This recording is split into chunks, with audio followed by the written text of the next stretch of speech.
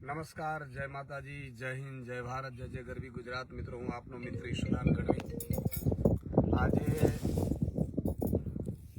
દિવાળીનો તહેવાર છે. દિવાળીના આ પ્રકાશના પર્વમાં આપ સૌને મારા અને મારા પરિવાર તરફથી, એટલે આખા આમ આદમી પાર્ટીના પરિવાર તરફથી તમામ ગુજરાતવાસીઓને આ દિવાળી તહેવારની ખૂબ ખૂબ શુભકામનાઓ. આ પ્રકાશનું પર્વ તમને અને તમારા જીવનમાં સુખ, સમૃદ્ધિ, શાંતિ અને સલામતી લાવે અને તમારી તમામ મનોકામના ઈશ્વર પૂરી કરે એવી ભગવાન પાસે પ્રાર્થના. મિત્રો, આજે હું મારી વાડીમાં બેઠો છું. આજે ઘણા લોકો દિવાળીના તહેવારમાં દિવાળી ઉજવશે નહીં, કારણ કે ખેડૂતો માટે જે કાંડ થયું, કડદા કરવામાં આવતા હતા અને પછી જે ભાજપીય કડદા પાર્ટીએ ખેડૂતો ઉપર અત્યાચાર કર્યો અને બધા ખેડૂત આગેવાનો, મારા ભાઈ જેવા રાજુભાઈ કરપડા હોય, પ્રવીણ રામ હોય, રાજુ બોરખતરિયા, પિયુષ પરમાર, આ લોકો સામાન્ય ખેડૂત પરિવાર ખેડૂતો માટે લડવા ગયા. ખેડૂતોએ બોલાવ્યા અને એ લોકો ની ઉપર ખોટી ફરિયાદ થઈને આજે એમની દિવાળી જેલમાં વીતે છે. હું એમના પરિવારને પણ મળવા ગયેલો, ગોપાલભાઈ પણ મળવા ગયેલા, બધા અમારા આગેવાનો પણ મળવા ગયેલા, સાગરભાઈ. આજે પરિવાર મિત્રો રડતું હોય. આજે આ દિવાળીના તહેવાર ઉપર મિત્રો અમે આમ આદમીના અમે કોણ છીએ? સામાન્ય પરિવારમાંથી આવીએ છીએ. અમે આ અમારી જમીન છે. આજે આ જમીનમાં હું જોઉં છું, મારા બાપ દાદા ખેતી કરતા હતા, કાંઈ વધતું નહોતું.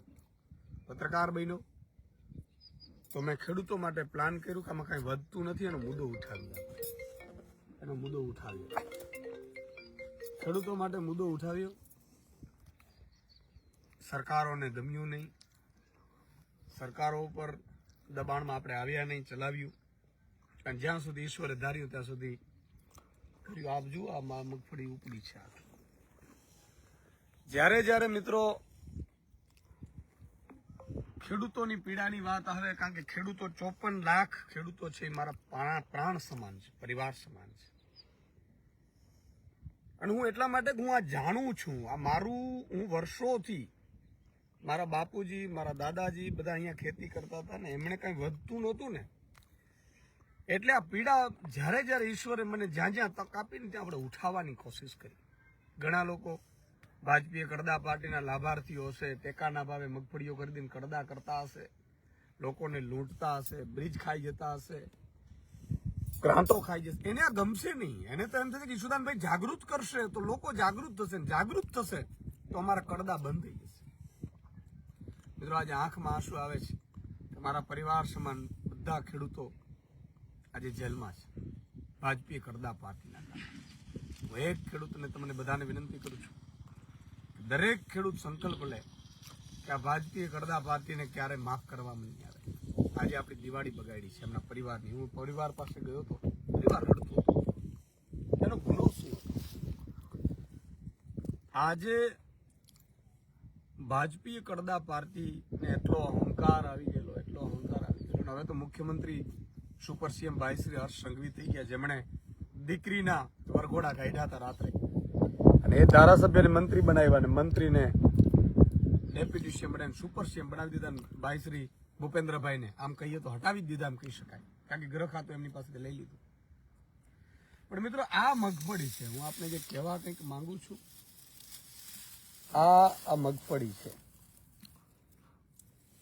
આ મગફળીનો નાનો હતો, મને ખબર છે.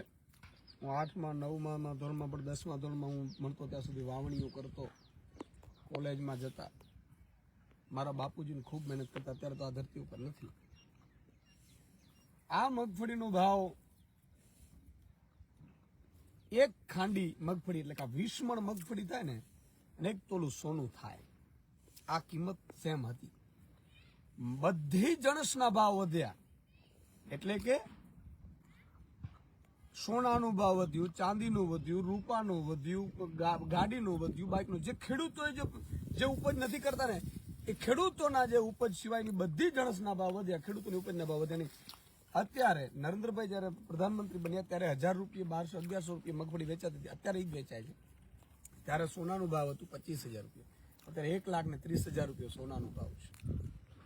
અમારે અહીંયા શકપણો કરવા હોય દીકરાને એટલે 8 થી 10 તોલા સોનું આપવું પડે છે.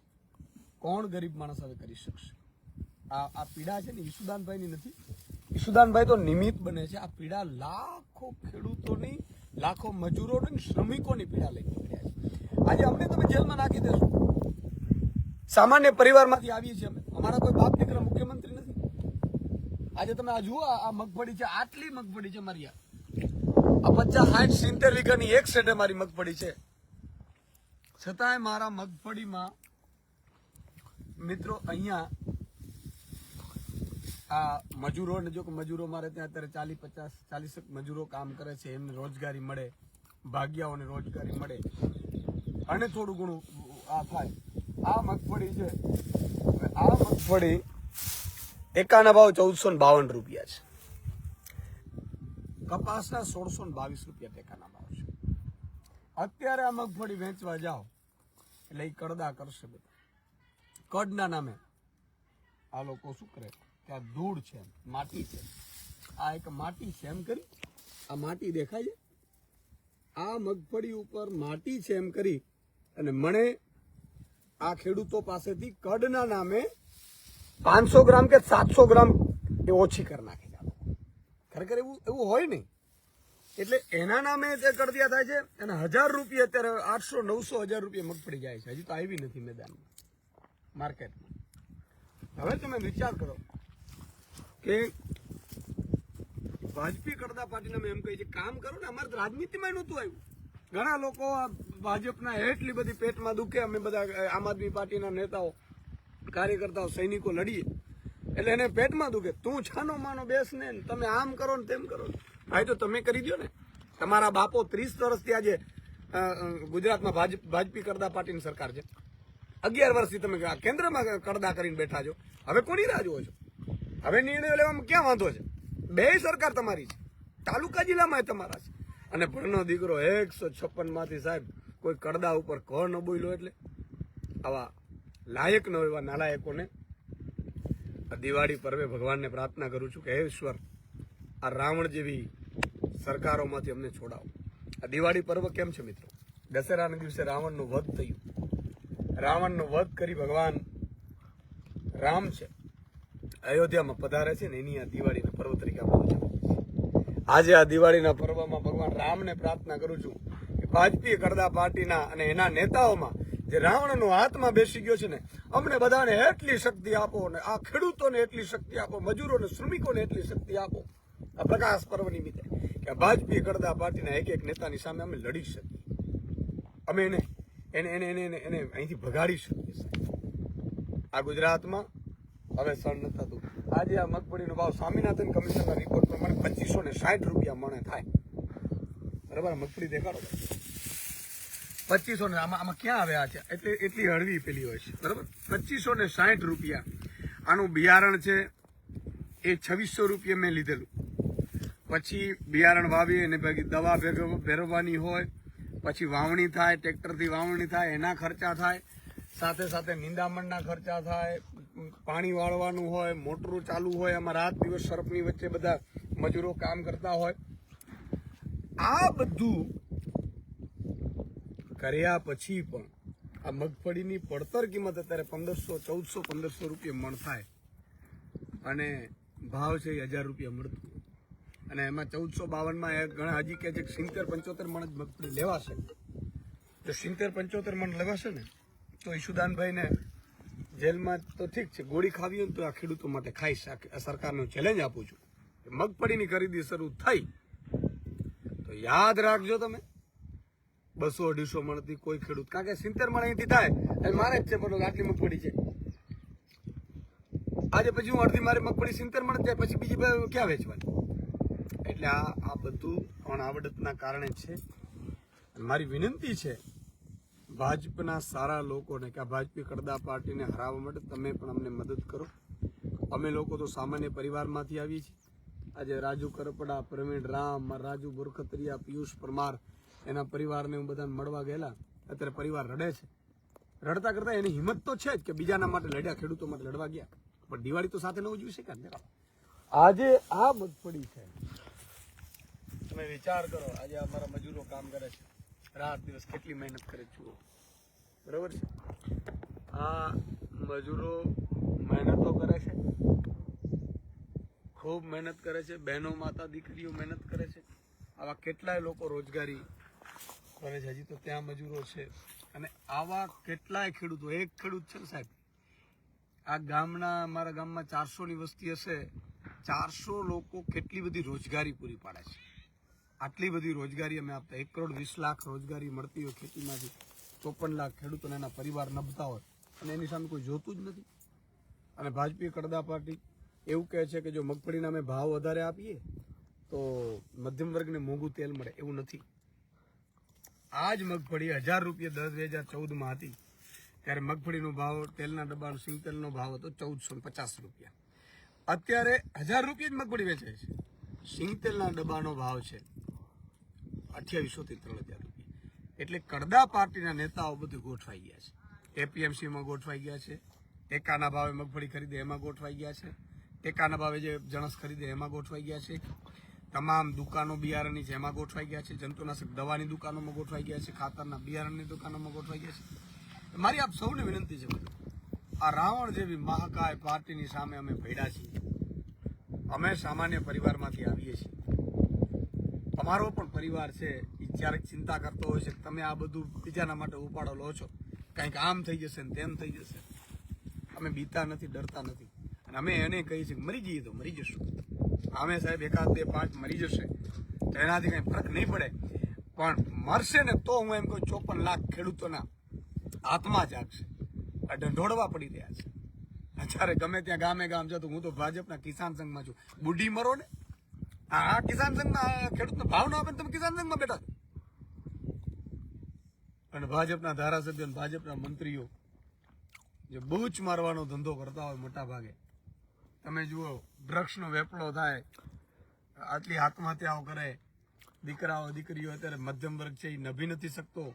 ગામે ગામ વાઢાઓની સંખ્યા વધી ગઈ, કુમારાઓની, અને આ મંત્રીને પ્રમોશન આપે છે. નિષ્ફળ મંત્રીઓ. મારી આપ સૌને વિનંતી છે, દિવાળીના પર્વ નિમિત્તે સંકલ્પ લેજો. આજે એક દીવો આપણે સૌ ખેડૂતો જે બર્બરતાપૂર્વક અત્યાચાર થયો છે એના વિરોધમાં, અને ખેડૂતો જે આગેવાનો, ખેડૂતો છે જેલમાં, એના સમર્થનમાં એક દીવો બાળીશું. ભગવાનને પ્રાર્થના કરીશું અને અમને બધાને શક્તિ આપજો. મિત્રો, જે લોકો ભાજપમાં છે એ ભાજપની ચાલને નથી સમજી શકતા, એને પણ વિનંતી કરું છું કે તમારા સંતાનોના ભવિષ્ય માટે અમે લડી રહ્યા છીએ. તમને કદાચ ખબર નહીં હોય. બીજું, તમને ભાજપ સારી લાગતી હોય ને તો એકવાર ભાજપના નેતાની સામે પંચાયતનો ફોર્મ ભરીને બતાવજો, અથવા તો ભાજપની નેતાની સામે બોલીને બતાવજો વિડીયોમાં. બીજે દિવસે પોલીસ આવી જશે અને તમને હેરાન કરી નાખશે. ત્યારે તમને ભાજપની અસલિયત ખબર પડશે. એટલે હું સૌને વિનંતી કરું છું, એક થાવ, નેક થાવ, આ પીડાને સમજો. અને જો ખેડૂતની સરકાર આવે, ખેડૂતોની ઈચ્છિત સરકાર આવે, તો જ આમાં કંઈક આપણે સારું કરી શકીએ. તો જ એમાં આપણે તમને ભાવ મળી શકે, ખેતી છે એ સમૃદ્ધ બની શકે. મારું સપનું છે મિત્રો, ભગવાનને પ્રાર્થના કરીએ છીએ મારે ખેતીને ઉદ્યોગ બનાવવો છે. ઉદ્યોગ કઈ રીતે બની શકે? આ જ ખેતી છે. માની લો 3 ઉપજ લઈ શકે એવી પાણીની વ્યવસ્થા થાય. આ વીજળી છે એ ફ્રી મળે. અત્યારે વીજળીનો ભાવ ખૂબ છે, બરાબર છે, અને 8 કલાક આવતી પણ નથી. મારે એમાંથી જે ગામમાં હશે એ ગામને મફતમાં વીજળી આપીશું. કંપનીવાળાને કેવડાવીશું, ભલે એણે કોન્ટ્રાક્ટ કર્યા, ભલે એણે દાદાગીરીથી નાખી દીધી હોય. આપણે ખૂબ સપનાઓ છે. સરકાર જ બધું કરી શકે. આપણે એવું પ્લાનિંગ છે 3 ઉપજ લઈ શકે, ઘરેથી જ માલ લઈ શકે એવી વ્યવસ્થા કરી દઈશું. મિસ કોલ મારે અહીંથી ટેકાના ભાવે જે પણ જણસ હોય, અને પહેલેથી નક્કી મગફળીનો આ જ ભાવ મળશે, કપાસનો આ જ મળશે, અડદનો આ જ મળશે, જીરાનો આ જ મળશે. એ જ ભાવે મગફળીમાં ખરીદી થાય એવું આપણે પ્લાન કરીશું. ત્રીજું આપણું સપનું એવું છે, ખેડૂતોના ખેતરમાં પૂછ્યા વિના કોઈ કલેક્ટર પર નહીં ઘૂસી શકે. તમારા બાપનું થોડું, આ મારું ખેતર છે. આજે સામે છે પવન છે, આમાં ખેડૂતોએ જ્યારે ગૌચર ઉપર છે ના પાડી ત્યારે લાઠીચાર્જો કર્યા હતા પોલીસ. જ્યારે મારે બોલવું પડ્યું તો તો કેટલાય અત્યાચારો આજે મારો ખેડૂત સહન કરે છે, છતાં મને એ ખબર નથી પડતી કે ભાજપમાં આપણે કેમ મત આપીએ, કેમ આપણો મામો છે એટલે. અરે ભગવાન કૃષ્ણને જુઓ તો, સગો મામો કંસ હતો, પણ એને ખરાબ કર્યું તો ભગવાન કૃષ્ણને એને મારી નાખ્યો, એનો વધ કરી નાખ્યો. આપણે વધ નથી કરવો. આપણે સગો મામો પણ જો ભાજપમાં ઉભો હોય તો મત નહીં આપવાનો, સગો કાકો પણ ભાજપમાં ઉભો હોય તો મત નહીં આપવાનો. આપણે ભાજપના અદના કાર્યકર્તાઓને પણ મારી વિનંતી, તાલુકા જિલ્લામાં મિત્રો કોઈ એને મત ન આપે. સગો ભાઈ કેમ ન, એને કહી દો ને ભાઈ આ ભાજપી કડદા પાર્ટીને અમે ક્યારે મત નહીં આપી, કારણ પાપનો ભાગીદાર કરશો. તો મારી આપ સૌને વિનંતી છે, એકાદ ભાજપનો નેતા સારો હશે, બિચારો ઉભો હશે, એને કહી દેવાનું આમ આદમી બીજા પાર્ટીમાં જ ઉભો ભાઈ, આ ભાજપી કડદા પાર્ટીને તમારે તિલાંજલિ આપવી પડશે. આ લોકોએ એવું પ્લાનિંગ કર્યું છે કે ઈશુદાન ગઢવી, ગોપાલ ઇટાલિયન બધાને જેલમાં નાખવાનો. મને હર 2 જણા કહેતા હોય ઈશુદાનભાઈ હવે તમને જેલમાં, જેલ શું ગોળી મારી દે કોઈ ફેર નથી પડતો. ધ્યાન રાખજો, જ્યાં સુધી અમે જીવીએ છીએ ને ત્યાં સુધી આના માટે લડતા રહીશું. અને જો સત્તા ઈશ્વરે અને પ્રજાએ આપી તો કામ કરીને બતાવશું. 78 વર્ષના આઝાદીમાં કામ ન થયું, કાકા મારી પીડા છે, મેં જોઈ છે.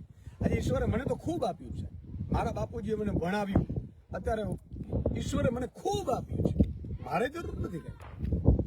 પણ દાખલો મારી જમીન ઉપરથી તમને એટલા માટે આપું છું કે મારી પાસે ઈશ્વરે બધું આપી દીધું, અને હું જો મારા જ પરિવારને સુખ કરી અને હું જ મારું જ ઘર સાચવીને બેસી જાઉં તો મારે તો બંગલા ગાડી બધું છે, માતાની દયા છે. તો આ ધરતી ઉપર આવ્યા ન આવ્યો છે, બીજાના માટે જિંદગી જીવીને એનું નામ માણસ કહેવાય, એનું નામ મનુષ્ય ધર્મ કહેવાય. બીજાના માટે મરવું એનું નામ મનુષ્ય ધર્મ કહેવાય. એટલે હું આજે આપ સૌને વિનંતી કરું છું, વધારેમાં વધારે આ વિડીયોને શેર કરજો. આજે મારે એટલું જ કહેવું છે કે મગફળીનો ભાવ જે અત્યારે 2500 રૂપિયા મળવું જોઈએ તો 1000 પણ નથી મળવું. તેલનો ડબ્બો જો અત્યારે 1000 છે તો 1400 રૂપિયામાં 1500 મળવું જોઈએ, 3000માં મળે છે. એપીએમસીઓમાં કડદા થાય છે, કડના નામે લૂંટ થાય છે, ટેકાના ભાવે પણ ખરીદવામાં ગડબડો થાય છે. આ બધામાંથી કાયમી છુટકારો મેળવો તો તમે આમ આદમી પાર્ટીનો સંકલ્પ લેજો. આજે દિવાળીના તહેવાર આવતાકાલથી પરમ દિવસથી નવો વર્ષ શરૂ થાય છે, અને ફરીથી સૌને નવા વર્ષની શુભકામનાઓ. ભગવાન રામને પ્રાર્થના કરું છું, ભગવાન ઈશ્વરને પ્રાર્થના કરું છું, હે ભગવાન અમને આ રાવણ જેવા મહાકાય લોકોની સામે અમે લડવા નીકળ્યા છીએ, સામાન્ય પરિવારમાંથી લડવા નીકળ્યા છીએ. આજે કેટલાક લોકોને જેલમાં નાખી દીધા, ખોટા કેસ કર્યા, ખૂબ માર માર્યા પોલીસ થ્રુ, એની સામે પણ અમે લડીશું. સાથે સાથે આ પ્રજાની માટે, પ્રજાનું પણ આત્મા જગાડજે, અમને પણ શક્તિ આપજે કે અમને આ લોકોની સામે ઝૂકીએ નહીં, ડરીએ નહીં, ખરીદાય નહીં અમારામાંથી કોઈ નેતા, અને મજબૂતાઈથી આ પ્રજાની લાગણીઓને માન આપી અને ભાજપીએ કડદા પાર્ટીને 2027માં અને આ તાલુકા જિલ્લા પંચાયતમાંથી કાઢીએ એવી અમને શક્તિ આપજે નવા વર્ષે. અને સૌને ફરીથી નવા વર્ષની ખૂબ ખૂબ શુભકામનાઓ. જય માતાજી, જય હિન્દ, જય ભારત, જય જય ગરવી ગુજરાત.